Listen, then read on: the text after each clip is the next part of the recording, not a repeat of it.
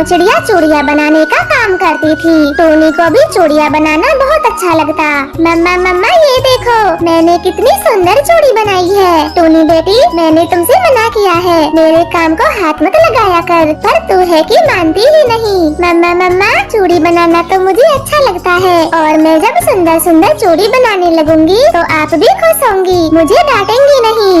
नहीं मेरी बच्ची मैं आपको ये काम नहीं सिखाना चाहती। आप पढ़ लिख कर बड़ी अफसर बने तभी आपके पापा का सपना पूरा होगा। उनकी मरते दम तक यही इच्छा थी। तुम पढ़ो और खूब आगे बढ़ो। ठीक है माँ, मैं अब से पूरा ध्यान लगाकर अपनी पढ़ाई करूँगी, नहीं देखूंगी इन चूड़ियों की तरफ। मुझे पापा का सपना पूरा करना है, बड़ी अफसर बनना है। अपनी माँ की बातें सुनकर टोनी चिड़िया भावुक हो जाती है और अपना पूरा ध्यान पढ़ाई में लगाती है। मम्मा पहले घर पे चूड़ी बनाती और फिर उन्हें बेचने घर घर जाया करती। ले लो रंग बिरंगी चूड़ियाँ ले लो, रंग बिरंगी चूड़ी वाली पक्की पक्की चूड़ियाँ ले लो।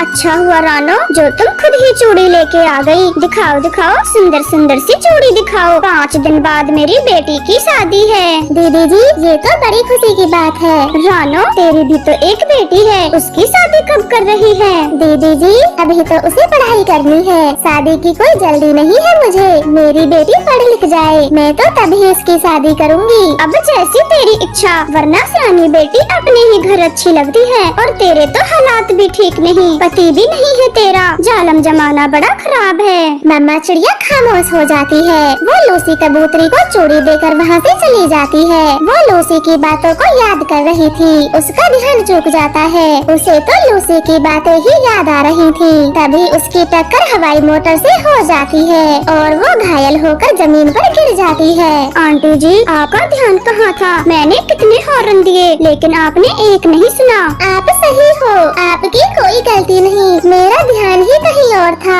फिर वो अनजान पक्षी रानो चिड़िया को अपनी हवाई मोटर में बैठाकर उसकी दवाई करवाता है।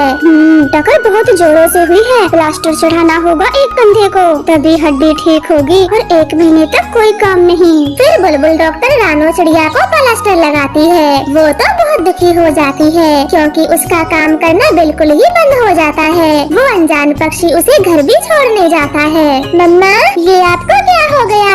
आपको चोट कैसे लगी? टोनी बेटी घबराने की कोई बात नहीं, जरा सी चोट लगी है, 1 महीने में ठीक हो जाएगी। और बेटा आप बाहर क्यों खड़े हो, अंदर बैठो। नहीं नहीं आंटी जी मैं चलता हूँ, पहले ही मुझे काफी देर हो गई। आप अपना ध्यान रखना, मैं अब चलता हूँ। ऐसे बोलकर अमीर पक्षी वहाँ से शर्माता हुआ चला जाता है क्योंकि उसे टोनी चिड़िया बहुत अच्छी लगी थी। उस आंटी की बेटी कितनी सुंदर थी, जी तो कर रहा था मैं रुक जाता वहीं।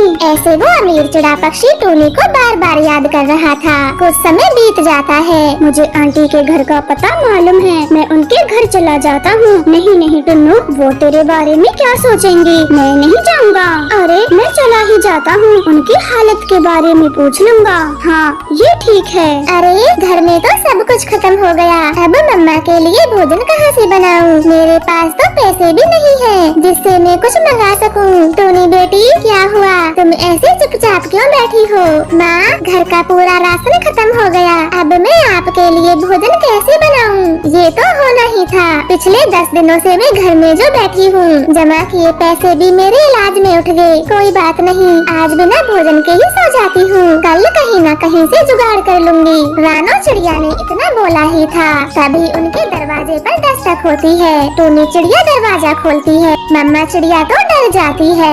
अरे बेटा तुम यहाँ कैसे? मैंने उस दिन तुमसे माफी मांगी थी, सारी गलती मेरी है, फिर दोबारा से मेरे घर क्यों आए? नहीं नहीं आंटी जी आप हमसे डरो नहीं, ये तो मेरी मम्मा है, आपसे कुछ जरूरी बातें करनी आई हैं। हाँ बहन जी मेरे बेटे मानो ने मुझे सब बताया, जो भी उस दिन हुआ था। आप घबराओ नहीं, मैं यहाँ आपसे शादी की बात करने आई हूँ। मेरे बेटे को टूनी पहली नजर में ही भाग गई, वो तुम्हारी बेटी से शादी करना चाहता है, मैं उसका हाथ मांगने आई हूँ। मम्मा चिड़िया तो चुप रहती है, वो समझ नहीं पा रही थी कि वो क्या बोले। फिर टूनी ही बोलती है, देखे आंटी जी आप बहुत अच्छे पक्षी हो, जो अमीर होते हुए भी हम गरीबों के घर आए, लेकिन मैं अभी शादी करना नहीं चाहती और मेरी माँ की भी यही इच्छा है। आंटी जी मैं बहुत अच्छा पक्षी हूँ, मैं आपकी बेटी बेटी को हमेशा खुश रखूंगा। टूनी बेटी, आप घर के अंदर जाओ और मेहमानों के लिए चाय नाश्ता बनाओ। मम्मा चिड़िया लड़के पक्षी वालों से बात करती है। बहन जी, टूनी अभी बच्ची है, उसकी बातों का बुरा न मानना। मुझे ये रिश्ता मंजूर है। एक माँ को और क्या चाहिए, बस उसकी बेटी अच्छे परिवार में चली जाए और कुछ नहीं। ठीक है, तो अब ये रिश्ता पक्का हुआ। हम जल्द ही टूनी को ब्याह के ले जाएंगे।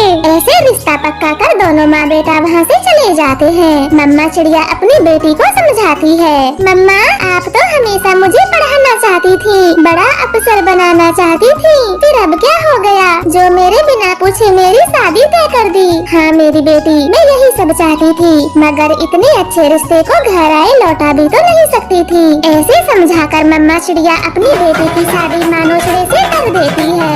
मानोचड़ा टूनी का बहुत ख्याल रखता, सब कुछ बहुत अच्छे से होता है। समय बीतता गया। जहाँ मानोचड़ा काम करता था, उसका दफ्तर अचानक से बंद हो जाता है और वो समय के चलते बेरोजगार हो जाता है। बेटा, ये मेरे बहनें हैं, इन्हें बेच के तुम घर का राशन पानी ले आओ, घर में कुछ भी नहीं है। माँ, ये तुम क्या बोल रही हो? ये पिताजी ने तुम्हें दिया था, मैं इसे नहीं बेच सकता। बेटा, घर में बहू है और बहुत जल्द बच्चा भी आने वाला है, तो पैसों की कमी है। नहीं माँ, मैं सब देख लूँगा, मुझे जल्दी ही कोई दूसरा काम मिल जाएगा, आप चिंता ना करें। ऐसे बोलकर मानोचड़ा घर से बाहर निकल जाता है। उसे बड़ी छानबीन के बाद एक मामूली सा काम मिलता है, जिससे उसके परिवार का गुजारा होना बहुत कठिन था। इन पैसों से तो घर का गुजारा बहुत कठिन है, मुझे भी कोई काम करना होगा। पर क्या? हाँ, मुझे चूड़ियाँ बनाना आता है, मैं चूड़ी बनाकर बेचा करूँगी, मम्मा से सीखा था। फिर टूनी चिड़िया चूड़ी बनाने का काम शुरू करती है। उसकी सास भी उसका हाथ बटाती। धीरे धीरे टूनी की चूड़ियों का काम अच्छे से चलने लगा था। बेटा, तू अपना काम करना छोड़ दे और बहू के साथ चूड़ियों का काम कर, ये बहुत अच्छा काम है। हाँ माँ, पूरा दिन मेहनत करने के बाद थोड़े से पैसे मिलते हैं मुझे, मैं भी चूड़ियों का ही काम करूँगा। फिर मानोचड़ा भी चूड़ी बनाने का काम सीख लेता है। उनका घर घर चूड़ी बेचने का काम पूरे में फैलता गया। वो अपनी चूड़ियों की दुकान भी खोल लेते हैं। धीरे धीरे वो बहुत अमीर पक्षी बन जाते हैं। अरे बहन जी, आप तो बहुत अमीर हो। मानोचड़े ने ऐसा कौन सा काम सीख लिया? टूनी ने बताया था उनका पहला वाला काम छूट गया था। रानो बहन जी, सब आपकी बेटी का कमाल है। अगर वो घर से चूड़ी बनाने का काम नहीं करती तो आज हम चूड़ी कंपनी के मालिक नहीं होते। हाँ माँ, कोई काम छोटा या बड़ा नहीं होता। मैंने चूड़ी का काम पूरे मन से किया और मानो जी ने इसे पूरे देश भर में फैलाया। अब हमारी दूर दूर के जंगलों में भी चूड़ियों की दुकान है। सब पक्षी हमें चूड़ी वालों के नाम से जानते हैं। मम्मा चिड़िया तो अपनी बेटी की तरक्की को देखकर बहुत खुश होती है और खुशी खुशी अपने जंगल आती। रोचक वीडियोस को देखने के लिए हमारे चैनल को लाइक, शेयर और सब्सक्राइब करें। कहानी आपको कैसी लगी? एक प्यारा सा कमेंट करके जरूर बताएं। धन्यवाद।